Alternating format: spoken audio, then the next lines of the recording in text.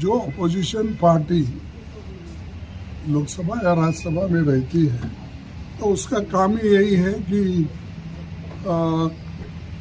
Ruling party के या government के कमियां क्या है गिनने का और उसको दुरुस्त करने के लिए उनसे कहने का।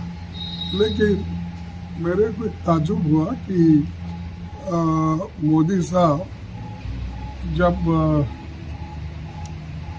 राज्यसभा में अपने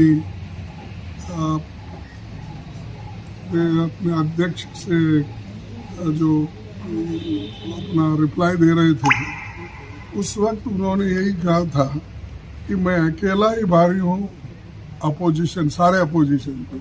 फिर अपोजिशन आए कहाँ से उनके पास?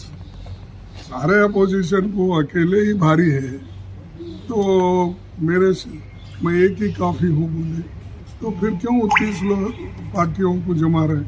और वो 30 पार्टी के नाम तो बताओ आप। वो 30 पार्टी के लोग इलेक्शन कमेटी में या इलेक्शन ऑफिस में रजिस्टर करे सो है क्या यूं ही बुला रहे सबको? तो ये तो मालूम होने में। और हमारे पास जो भी लोग हैं वो लोग हमेशा हमारे साथ हैं। हम हमेशा पार्लियामेंट के वक्त भी मिल के काम करते हैं, बाहर भी मिल के काम करते हैं। और अब बेंगलुरु में भी सभी पार्टियां वहाँ पर आई है।